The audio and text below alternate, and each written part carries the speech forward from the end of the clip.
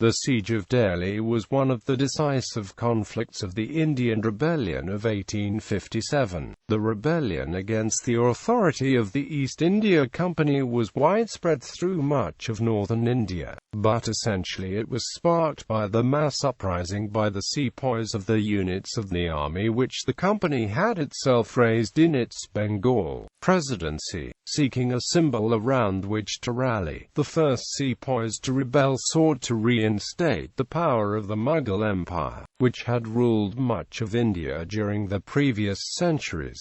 Lacking overall direction, many who subsequently rebelled also flocked to Delhi. This made the siege decisive for two reasons. Firstly, large numbers of rebels were committed to the defense of a single fixed point, perhaps to the detriment of the prospects elsewhere, and the defeat at Delhi was thus a very major military setback. Secondly, the British recapture of Delhi and the refusal of the aged Mughal Emperor Bahadur Shah II to continue the struggle, deprived the rebellion of much of its national character. Although the rebels still held large areas, there was little coordination between them and the British were inevitably able to overcome them separately.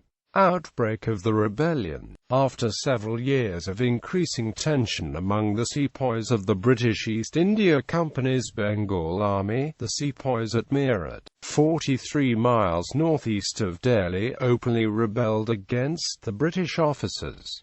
The flashpoint was the introduction of the pattern 1853 Enfield rifle. The cartridges for this were widely believed to be greased with a mixture of cow and pig fat, and to bite them open when loading the rifle would defile both Hindu and Muslim soldiers. 85 men of the 3rd Bengal Cavalry stationed at Meerut refused to accept their cartridges. They were hastily court-martialed, and on the 9th of May 1857 they were sentenced to long periods of imprisonment and were paraded in irons before the British and Bengal regiments in the garrison. On the evening of the following day, soldiers of the Bengal regiments rebelled, releasing the imprisoned troopers and killing the British officers and many British civilians in their cantonment. The senior company officers at Meerut were taken by surprise, although they had ample warning of disaffection among the Bengal army after earlier outbreaks of unrest at Burhampur, Barrackpur and Ambala. They had assumed that at Meerut, where the proportion of European to Indian troops was higher than anywhere else in India, the Bengal units would not risk open revolt.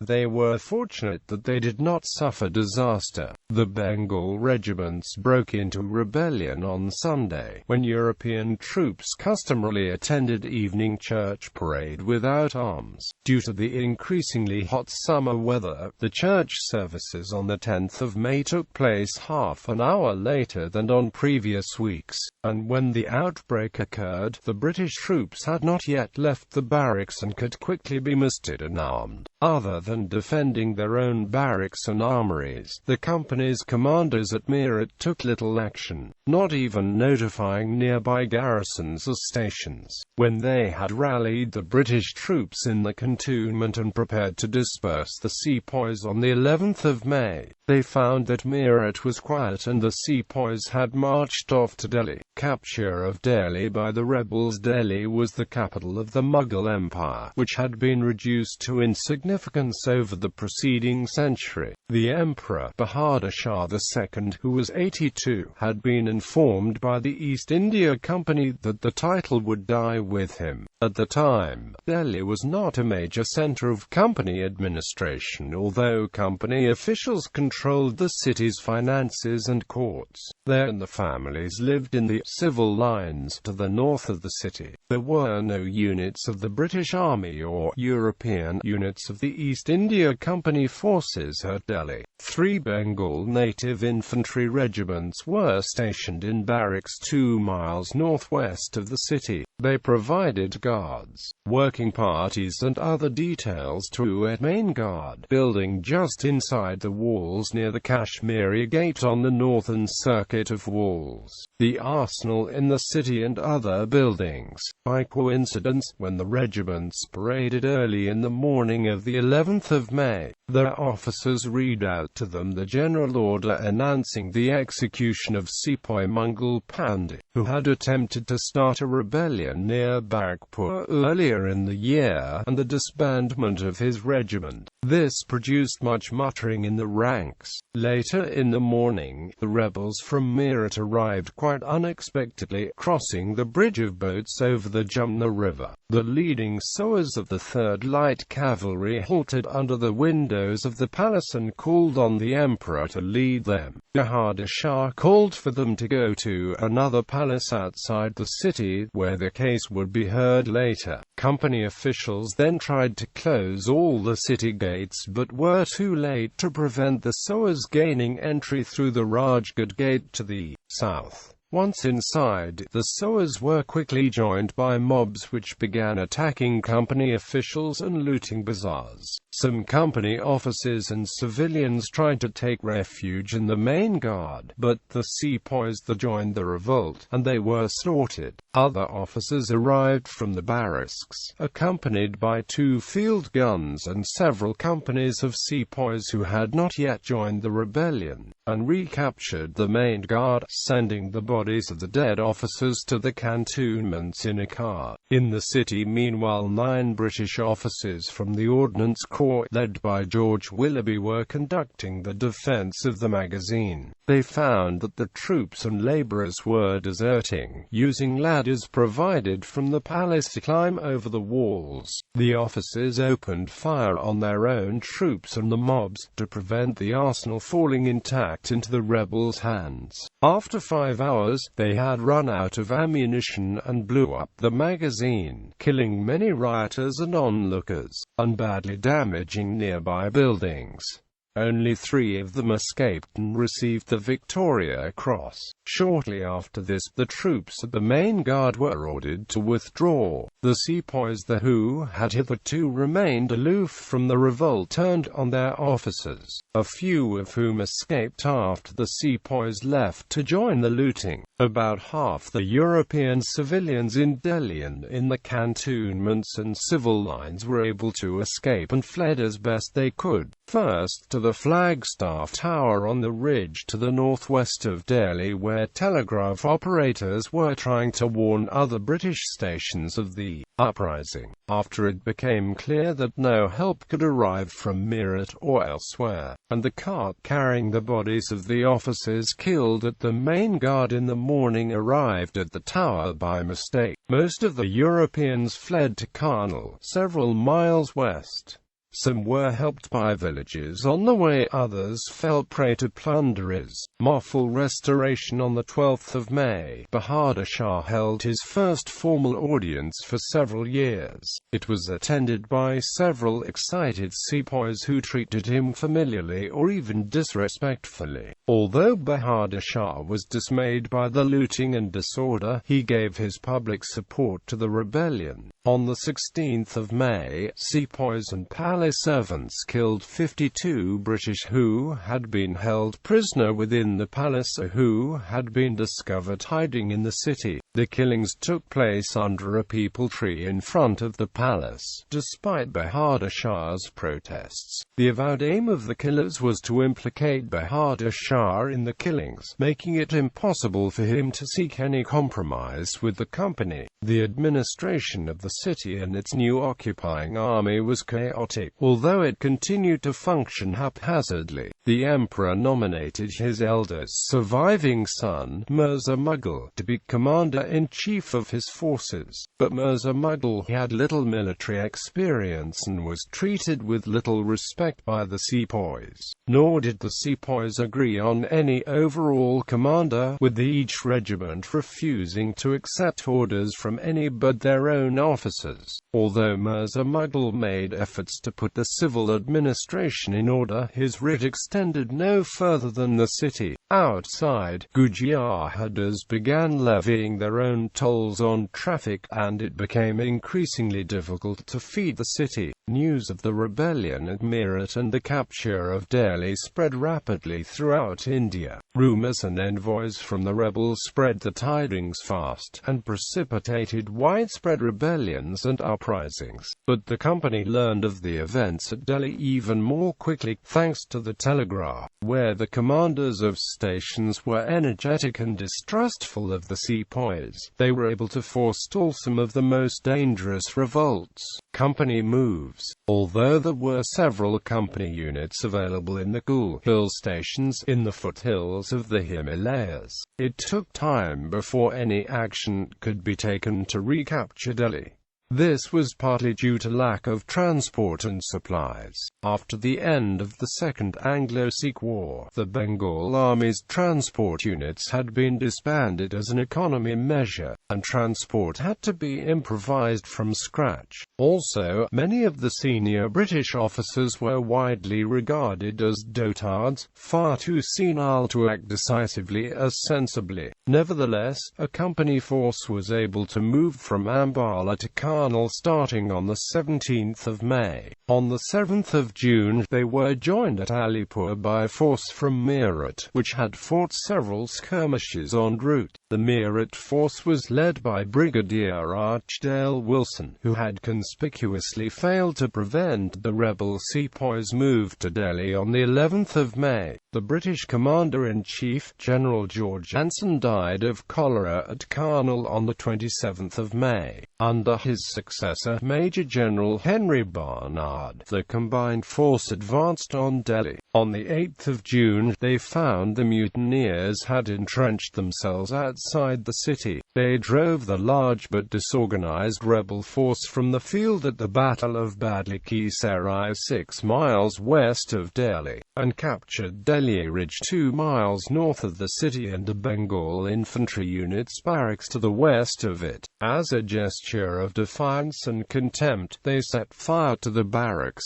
This was a senseless act, as it condemned the besiegers to live in tents through the hot weather and monsoon rain seasons. The ridge was of hard rock, about 60 feet high, and ran from a point only 1,200 yards east of the Kabul Gate on the city walls to the Yamuna River 3 miles north of the city. Fortunately for the besiegers, a canal ran from the Yamuna west to their encampments, protecting the rear of the camp and also providing drinking water. The besiegers occupied various fortified posts along the top of the ridge. The nearest to the city and the most exposed was known as Hindu Rao's house, defended by the Gurkhas of the Sirmaur battalion. South of it was a maze of villages and walled gardens, called the Sabzi Mundi, in which the rebel forces could gather before launching attacks on the British right. The siege. June through July, it was quickly apparent that Delhi was too well fortified and strongly held to fall to a coup de main. Barnard ordered a dawn assault on the 13th of June, but the orders were confused and failed to reach most of his subordinates in time. The attack had to be called off amidst much recrimination. After this, it was accepted that the odds were too great for any assault to be successful until the besiegers were reinforced. Large contingents of rebellious sepoys and volunteers continued to arrive in Delhi. The majority of no less than 10 regiments of cavalry and 15 of infantry of the Bengal Army rebelled and made their way to Delhi during June and July, along with large numbers of irregulars, mainly Muslim Mujahideen. As each new contingent arrived, the rebels made attacks on Hindu Rao's house and other outposts on several successive days. A major attack was mounted from 3 directions on the 19th of June, and nearly forced the exhausted besiegers to retreat. But the rebels did not know how close they came to success. Another major attack was made on the 23rd of June, the centenary of the Battle of Plassey. Although all these attacks were beaten off, the besiegers were ground down through exhaustion and disease. Conditions on the ridge and in the encampment were extremely unhealthy and unpleasant.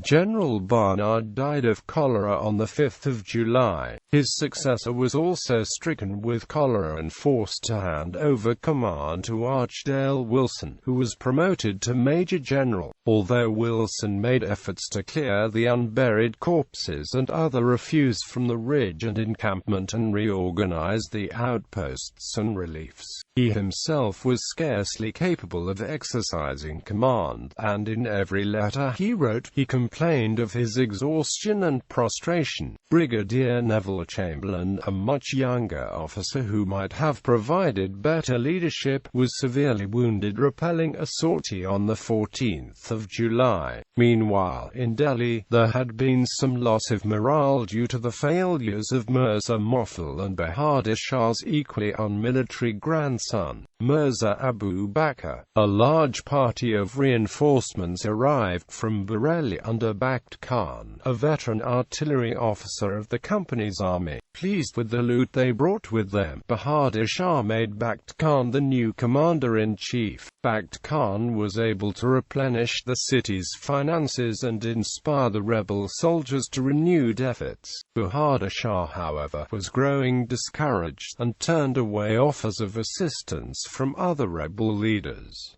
The siege, August to September, in one vital area of India, the Punjab, the Bengal native units were quickly disarmed to prevent them rebelling, or were defeated when they did rebel. Most of the available company units were stationed there, along with units of the Punjab, a irregular force which were formed from Sikhs and Pakhtuns who had little in common with the high-caste Hindus of the Bengal native infantry units. As the situation in the Punjab stabilized, units could be dispatched to reinforce the besiegers at Delhi. The first to arrive, the Corps of Guides, made an epic forced march of several hundred miles through the hottest season of the year, which also coincided with the month of Ramadan, during which the Muslim soldiers could neither eat nor drink during the day. And yet they went into action almost immediately when they arrived at the ridge. The major force dispatched from the Punjab to Delhi were a flying column of 4,200 men under Brigadier John Nicholson and a siege train. The flying column arrived on the 14th of August. The rebels had heard of the imminent arrival of the siege train and sent a force out of the city to intercept it. On the 25th of August, Nicholson led a force against the position at the Battle of Najafgarh. Although the monsoon had broken and the roads and fields were flooded, Nicholson drove his force to make a rapid march and gained an easy victory, raising European morale and lowering that of the rebels.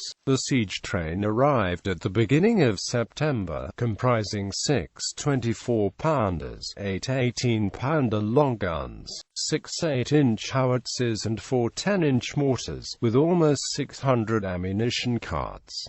On the 8th of September a further 4 guns arrived. With the guns already present, the besiegers had a total of 15 24-pounder guns, 20 18-pounder guns and 25 mortars and howitzers. The capture of Delhi. The bombardment. Wilson's chief engineer officer, Richard Baird Smith, had drawn up a plan to breach the city walls and make an assault. Wilson was unwilling to risk any attack, but was urged by Nicholson to agree to Baird Smith's plan. There were moves among the British officers, in which Nicholson was prominent, to replace Wilson as commander if he failed to agree to make the attack. As a preliminary step, on the 6th of September the company forces constructed Reed's Battery, or the Sammy House Battery, of 2 24-pounder and 4 9-pounder guns, near the southern end of the ridge, to silence the guns on the Moray Bastion. Under cover of Reed's Battery, on the 7th of September the first siege battery proper was established, 700 yards from the Moray Bastion, opening fire on the 8th of September, 4 of its guns engaged the artillery on the Kashmir bastion, while 6 guns and a heavy mortar silenced the rebels' guns on the Mori bastion after a long duel. The direction of this attack also deceived the rebels that the storming attempt would be made from the east rather than the north. A second battery, consisting of 9 24-pounder guns, 2 18-pounder guns and 7 8-inch howitzers, was set up near a flamboyantly designed house known as Ludlow Castle in the civil lines, and opened fire against the Kashmir bastion on the 10th of September. A third battery of 6 18-pounder guns and 12 Coehorn mortars was set up near the old custom house less than 200 yards from the city walls, and opened fire against the water bastion near the Yamuna next day. A fourth battery of 10 heavy mortars was set up in cover near the Kudzia Bagh, opening fire on the 11th of September, because the element of surprise had been lost and these batteries were being enfiladed from across the river. The Indian sappers and pioneers who carried out much of the work of constructing the second and third batteries and moving the guns into position, suffered over 300 casualties, but the batteries quickly made breaches in the bastions and walls. 50 guns continued to fire day and night and the walls began to crumble away. The opening of this phase of the siege seems to have coincided with the exhaustion of the ammunition the rebels had captured from the magazine, as the rebel fire became suddenly much less effective. By this time also, the rebels had become depressed through lack of supplies and money, and by defeatist rumors which were spread by agents and spies organized by William Hodson. Preparation for the assault. The attack was scheduled for 3 a.m. on the 14th of September. The storming columns moved into position during the night of the 13th of September. The future Field Marshal Lord Roberts, then a junior staff officer, recorded the composition. Total 954th Column, Major Reed Sirmour Battalion, Guides Infantry collected, pickets total 1,000 detachments of the 60th Rifles preceded all the columns as skirmishers. Engineers and sappers were attached to lead each column. There was also a cavalry brigade in reserve under James Hope Grant, which probably consisted of 6th Carbineers, 9th Lancers, Guides Cavalry, 1st Punjab Cavalry, 2nd Punjab Cavalry, 5th Punjab Cavalry. Hodson's horse. The assault. The first 3 columns, under Nicholson's overall command, gathered in and behind a building known as the Kudzia Bagh, a former summer residence of the Mughal kings, about a quarter of a mile from the north walls. The 4th column was intended to attack only when the Kabul gate on the west of the city walls was opened from behind by the other columns. The 5th column and the cavalry were in reserve. The attack was supposed to be launched at dawn, but the defenders had repaired some of the breaches overnight with sandbags, and further bombardment was required. Eventually, Nicholson gave the signal and the attackers charged. The 1st column stormed through the breach in the Kashmir bastion and the 2nd through that in the water bastion by the Jumna River. However, this was not without difficulty, as most of the scaling ladders were broken before they could be emplaced. The 3rd column attacked the Kashmiri gate on the north wall. 2 sapper officers, Lieutenants Home and Saul Kelt, led suicidal mission. A small party of British and Indian sappers which placed 4 gunpowder charges and sandbags against the gate, under fire from just 10 feet away. Several of them were wounded and killed trying to light the fuse. The explosion demolished part of the gate. A bugler with the party signaled success and the 3rd column charged in. Meanwhile, the 4th column encountered a rebel force in the suburb of Kishanganj outside the Kabul gate before the other columns attacked, and was thrown into disorder.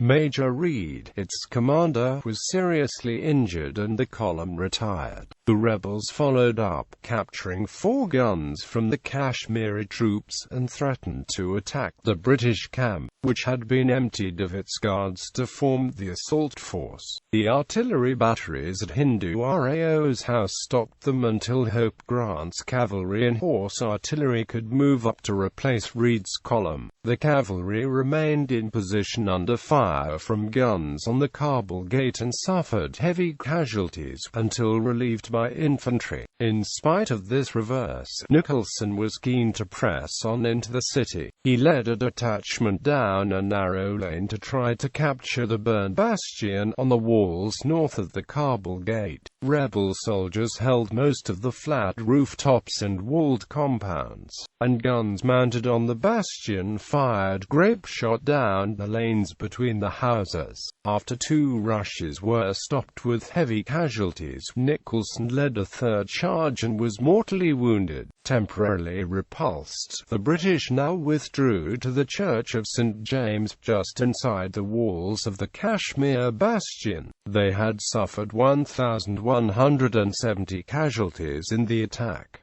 Archdale Wilson moved to the church, and faced with the setback, he wished to order a withdrawal. When he heard of Wilson's indecision, the dying Nicholson threatened to shoot him. Eventually, Bed Smith, Chamberlain and other officers persuaded Wilson to hold on to the British gains. The capture of the city, the British and company forces were disordered. Many British officers had been killed or wounded, and the units were now in confusion. The British foothold included many of the liquor stores, and over the next 2 days, many British soldiers became drunk and incapacitated on looted spirits. However, the rebel sepoy regiments had become discouraged by the defeats and lack of food, while the irregular Mujahideen defended the fortified compounds with great determination but could not be organized to make a coordinated counter-attack. Wilson eventually ordered all liquor to be destroyed, and discipline was restored. Slowly, the attackers began to clear the rebels from the city. They captured the magazine on the 16th of September. Another Victoria Cross was earned here by Lieutenant Thackeray for extinguishing a fire in the magazine, whilst under musket fire. Bahadur Shah and his entourage abandoned the palace on the 18th of September, and a British force captured the Great Mosque, the Jama Masjid, and the abandoned palace the next day. They also captured the Selamgar fort, attached to the palace and dominating the bridge of boats over the river Yamuna. Most rebels who had not already left the city now did so before the company forces captured all the gates and trapped them. The city was finally declared to be captured on the 21st of September. John Nicholson died the next day.